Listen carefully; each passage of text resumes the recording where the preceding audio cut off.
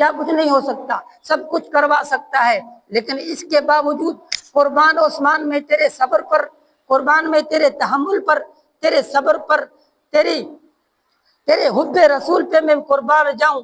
فرماتے ہیں نہیں، میں جنگ نہیں چاہتا، میں لڑائی نہیں چاہتا، جی نہیں چاہتا کہ آقا کے شہر میں خون ریزی کرواؤں، دل نہیں چاہتا کہ آقا کے شہر میں، مدینہ جیسے مقدس شہر میں تلواروں کی کھٹاکھٹ گونج آقا کے گوشت مبارک میں جائے، جی نہیں چاہتا کہ آقا کے شہر میں خون کی ہولی کھلواؤں، جی نہیں چاہتا کہ اس مقدس شہر کو خون کی ہولی کے لیے میں مہیا کروں، میرا جی نہیں چاہتا کہ میں آقا کے شہر میں جنگ اور لڑائی کروں۔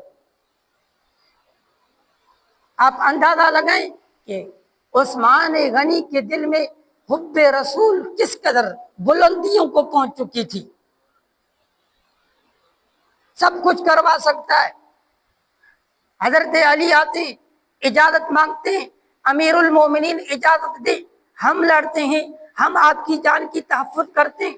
فرماتے ہیں نہیں، اجازت نہیں دے سکتا۔ علی فرماتے ہیں کیوں اجازت نہیں دے سکتے؟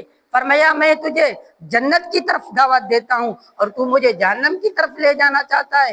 اٹھائیے البدایہ والنہایہ تبری بھی پڑھ لیجئے۔ حضرت علی کرم اللہ وجہ واپس پلٹتے ہیں، واپس لوٹتے ہیں، اور حضرت علی فرماتے ہیں یا اللہ آپ جانتے ہیں انی من المعذورین، اے اللہ عثمان لڑنے کی اجازت نہیں دیتے، اس لیے میں مجبور ہوں، لڑ نہیں سکتا۔ عثمان لڑنے کی اجازت نہیں دیتے، اس لیے میں مجبور ہوں، انی من المعذورین، میں اس لیے مجبور ہوں، عثمان اجازت لڑنے کی نہیں دیتے، اس لیے میں لڑ نہیں سکتا، اس لیے میں مجبور ہوں۔ اٹھائیے تاریخ کی کتاب البدایہ والنہایہ اٹھائیے، تبری بھی اٹھائیے، پڑھ لیجئے حضرت علی کرم اللہ وجہ کیا فرماتے ہیں۔ چنانچہ دوسرے صحابہ کرام آتے ہیں، اجازت مانگتے ہیں، آپ اجازت نہیں دیتے۔ حضرت ابن عباس رضی اللہ تعالی عنہ کو حج کا امیر بنا کر بھیج رہے ہیں، وہ ابن عباس عرض کرتے ہیں امیر المومنین حج سے بہتر ہے کہ میں آپ کے حق میں جہاد کروں، آپ کی جان کی تحفظ کروں، مجھے اجازت دیں۔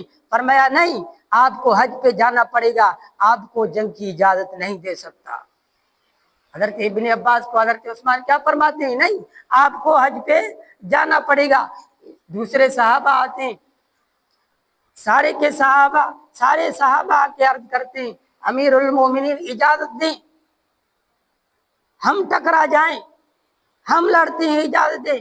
لیکن امیر المومنین